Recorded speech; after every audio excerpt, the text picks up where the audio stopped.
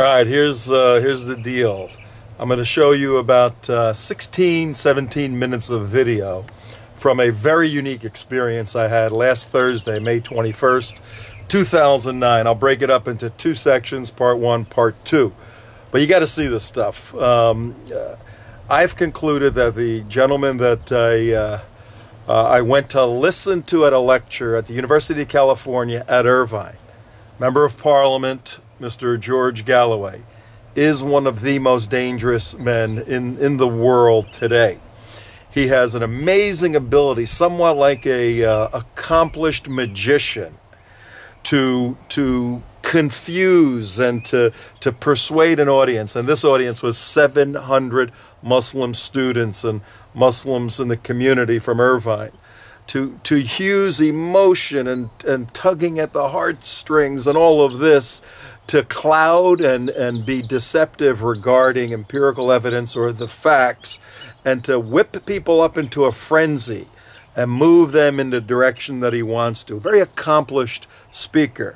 But anyone with any analytical ability looking through this smoke and mirror act for this silly old man has to realize how dangerous he is.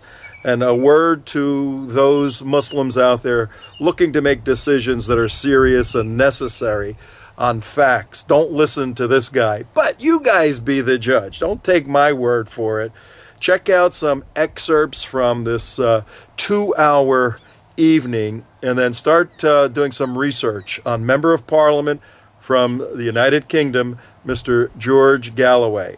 And one day I hope to be across from him, podium to podium, debating these issues, and we'll see how much smoke and mirrors he can get away with me on the other side of him.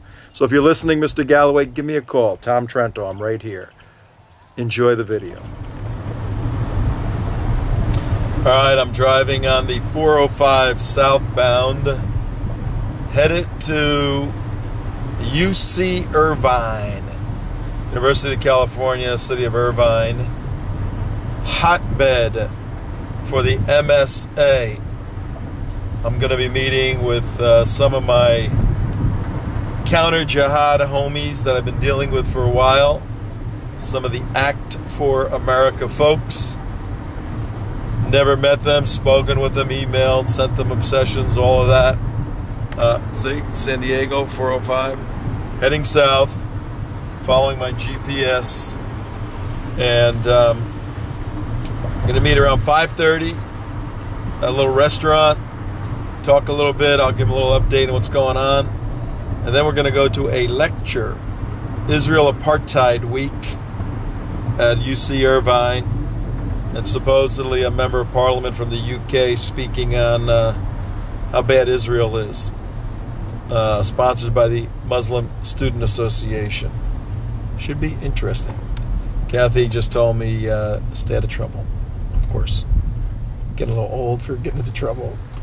You're never too old to get into trouble if it's for the right reason. Kids, be aware of that. All right. See you in a little bit. Yeah, we're here at the, Allah be praised, we're here at UC Irvine, the home of the caliphate in California, where it will grow from here. Allah be praised, inshallah. Is that where we're going over there? Yes, the heart of the caliphate. We meet again from Paris to Irvine.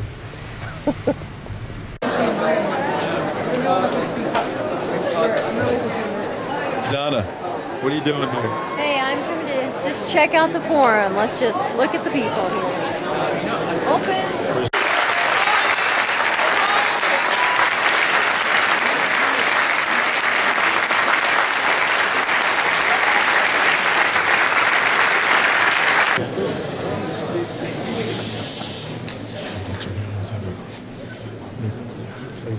Bismillahirrahmanirrahim. Mr. Chairman, distinguished elders, academic staff, students, brothers and sisters, wassalamu alaikum. Peace be upon all of you. I'm greatly touched by the enormity of this meeting, which is now really reaching the very back of the extended hall, which is only in part a compliment to a British politician from thousands of miles away, and is more to do with the growing importance and interest in the United States of America in a re-evaluation of the United States' role in the Middle East and towards the Muslim world in general, a subject on which I shall dwell in the course of my remarks. Double standards, injustice, supplying blank checks to ever increasingly more right-wing and aggressive Israeli governments, funding every crime that Israel commits, exculpating Israel from every jam into which it takes the world.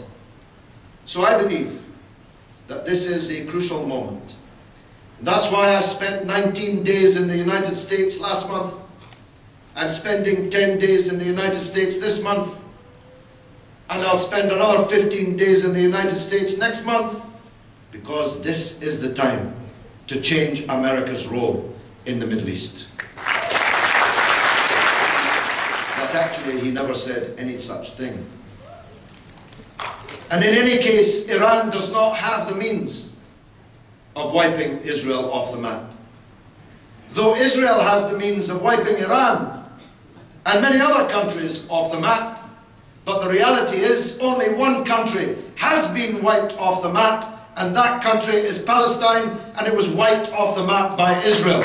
Go figure. These are the facts. This country was wiped off the map and its population scattered to the four winds, scattered to the four corners of the earth. The lucky ones ending up in Irvine in California, the unlucky ones living for 60 years, 2, now 3 generations as refugees in rancid refugee camps in the countries of the Arab world ruled by dictators and tyrants, treated worse than animals, hunted from pillar to post, assassinated, imprisoned, exiled, stateless, passportless people, viewed at every border, at every airport, as some kind of danger. And that's because of the insult that's added to the injury suffered by the Palestinian people. That they, who are the victims of terrorism, are called the terrorists, and the terrorists who inflicted this crime on them are regarded as legitimate statespeople, and red carpets are rolled out for them around the world. And that insult added to injury has fueled a 61-year war, which has now begun to poison relations across the entire world. We in Britain faced a 40-year armed struggle conducted by Irish Republicans operating out of civilian areas in the north of Ireland and in the Irish Republic.